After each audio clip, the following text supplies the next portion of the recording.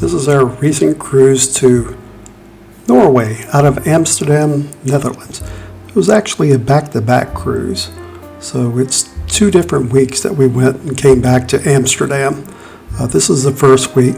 We arrived at the airport, went straight to our hotel, which was directly over the train station. And the train station is how we got there.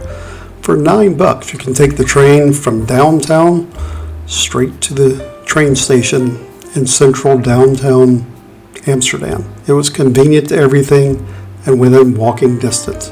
Looking through this, I can assure you all the flowers that you're seeing in these pictures are real. I had to touch them several times to make sure that they were real. We stopped and got a bite to eat by sheer chance just outside of the Tulip Museum.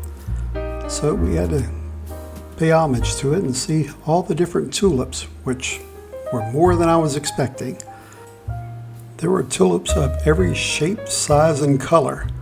And of course, the people there were more than willing to help explain what would grow in our area. So we bought a couple to bring back to give it a try. Of course, they said more than likely none would grow here. Before going on the trip, we watched the movie The Diary of Anne Frank to get a little prepared for the area. This is the bell tower from where she heard the bells. Of course, if you're planning on going in the Anne Frank house, you need to make reservations months in advance. We weren't able to get in, but we still looked from the outside. It's worthwhile to look at.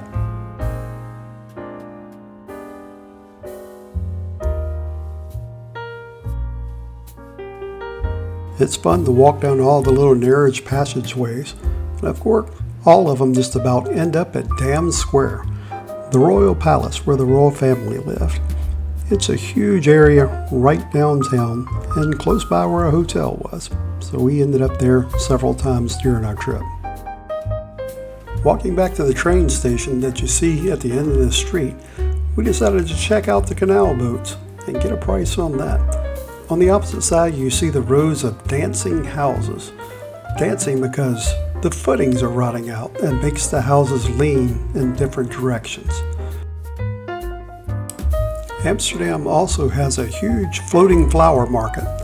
Inside we found flowers of every type that you can imagine, hanging from the ceiling, seeds, bulbs, everything you could think of.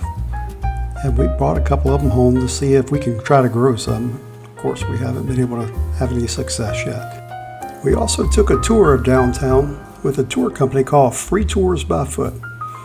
You pay whatever that you want at the end of the tour. If you think the guy did well, you tip him a lot. If you thought it could deserve better, tell him. He'll make it better next time. Excellent tour to take though. Took us all over downtown and gave us a history of the area. We even passed by the red light district and he told us how it got its start. You wouldn't believe, but it was by the Catholic Church.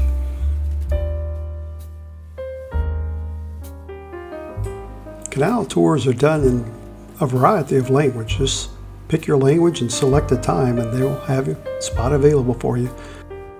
They'll tell you how that Amsterdam, all the houses became so narrow and so tall. It's because of taxes. The houses are paid taxes based on how wide that the house was. This led to narrow houses that are tall with a little hook right at the top. The hook is to haul freight up. That way they can get it all the way to the top floor with a pulley. This is the smallest house in Amsterdam, essentially a doorway that's 3 stories tall. Some of the houses have their approximate construction date. This one's 1590, so it's been there for a few years. The canal is constantly under maintenance, and they're dipping the bikes that go in and out. This is where the cruise part of our adventure begins. Amsterdam is a long ways in from the sea, so we took a pretty long boat ride. It's probably an hour and a half or so before we reached the ocean. We cruised past the countryside, seeing all the fields, and then we arrived at a locks. We went through the locks to get us up to sea level, and then out into the ocean, the North Sea. But luckily, seas were calm for us. We arrived at the fjords leading to Eidfjord before the sun came up. I didn't want to miss anything, so I was up on deck bright and early with my cameras and had pretty much the deck to myself. There wasn't a whole lot stirring at that time. Of course, it was probably about 4 o'clock in the morning. I was able to catch the sunrise before everybody started stirring, and it was a pretty one.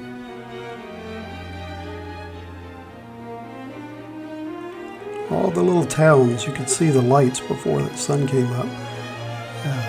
Everybody was waking up and wonder what all of them did for a living. Way out in the middle of nowhere, nothing but the fjords.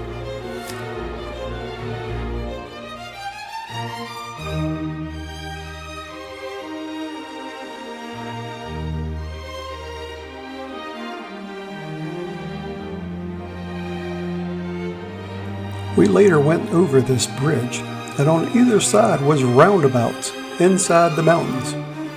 Wasn't expecting that. Our first port was a tender port, and I got to play with the camera and take some fun settings with it and made the lifeboats look like toys. Kind of a unique picture. We had a scenic drive and waterfall tour, and they weren't lying about the scenery. As we kept going further up, it was more scenic. We stopped at a little museum that had goats up on the roof.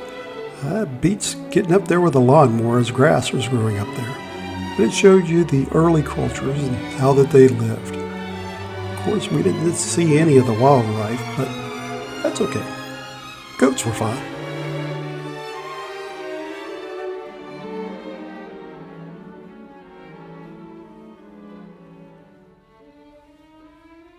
With almost vertical cliff, this area is perfect for base jumpers. We didn't see any while we were there, but we could see why they would like it.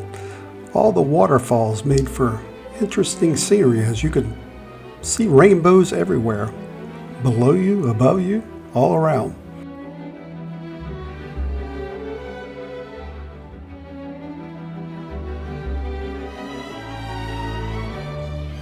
We saw this troll in a shop inviting you to pull his finger.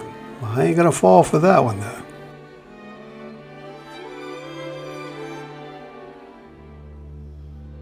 This is the town's reservoir, high up in the mountains. All a big earthen dam with water behind it, and a pipe leading to town. You can't get any fresher water than this is. They always say mountain spring water. Well, this is the mountain and the spring. And with that, it's all aboard this ship to our next port of Alesund.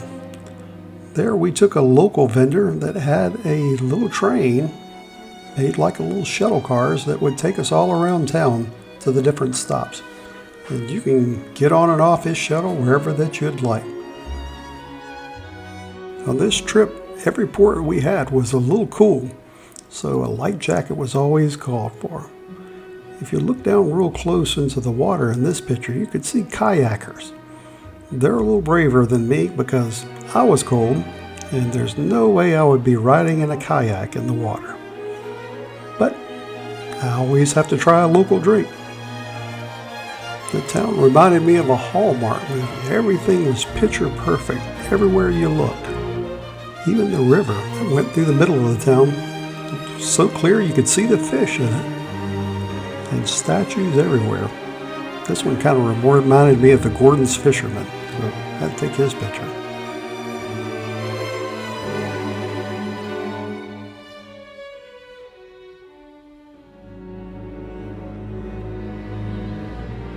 Our next stop was Geiranger.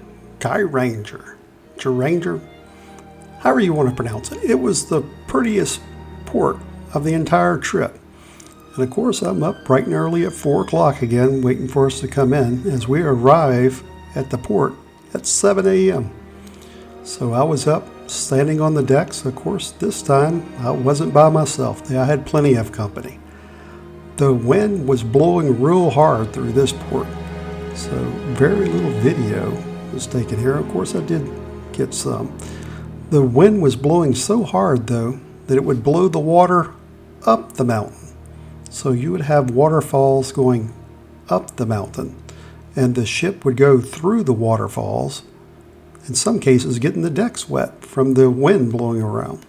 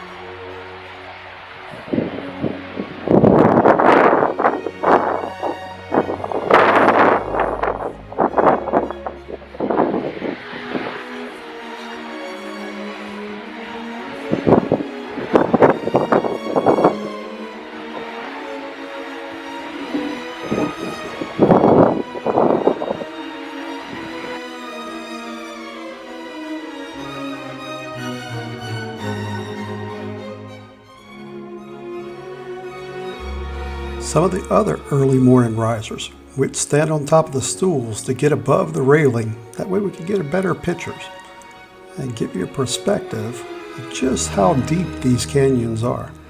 They're almost vertical on either side, and it's hard to imagine how that they were made. If you're the type of person who likes to be alone, yep, these are your dream houses. Vertical drops above and below you. Of course, I'm not sure how that they got the building materials there to get these houses, but they were definitely all by themselves, with awesome views in every direction.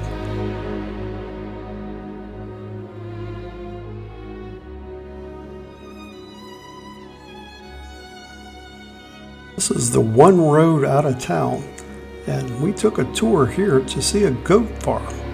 High up in the mountains, the goats are making cheese.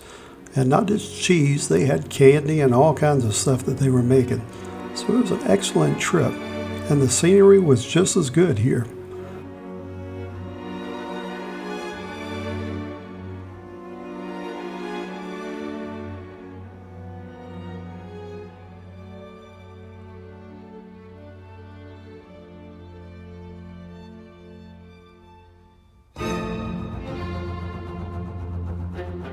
If you look, coming around the bend is a huge Royal Caribbean ship.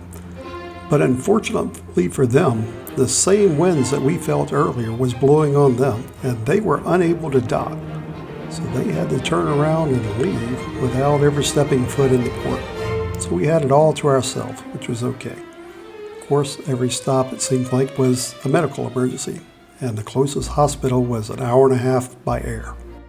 The family who owned the land said that the goat farm had been in their possession for 5 generations, and they gave us a demonstration on how did they make the cheese and the candy. See here, she has a big kettle with it. She's cooking the goat's milk and adding sugar to it to make goat candy. And of course we have to support the locals, so we bought cheese and candy, and both were good. Of course they're big supporters of John Deere apparently. All the kids had it. The bus just stopped right on the side of the road. Most of these roads were one way, and the little town had its own little church house stuck way out in the middle of it, next to a lake. Of course, I'm a rock hound, so I always collect a rock from some place we visit. So I got a rock from this lake.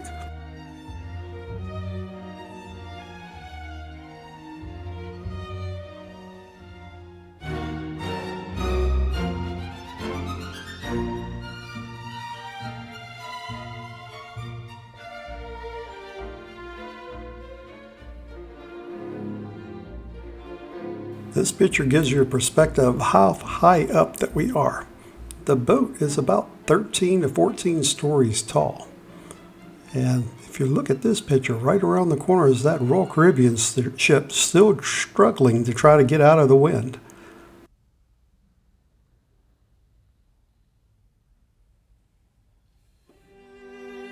Whenever that the tender boats come back to the ship, there's ladders that fold out. So you just walk up the stairs and you're right back on the ship. As my favorite port comes to an end, of course it ends with, as you'd expect, rainbows.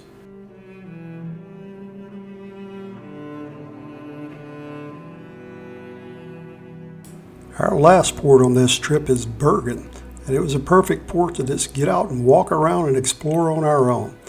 We went to the downtown section and looked around there, and of course found trolls everywhere as usual. But also, we found the hidden back alleys that we walked through, looking at the little shops and how everything was built.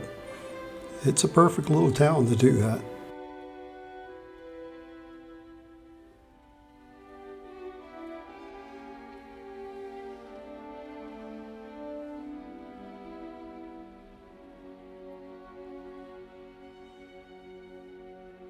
Of course, I always have to try the local fare, so reindeer hot dog was it, with onions and mustard. And of course, the local McDonald's menu. Gotta look at that. If you like today's video, hit that like and subscribe button and support the channel. And look forward to part 2 of this series for Norway coming up.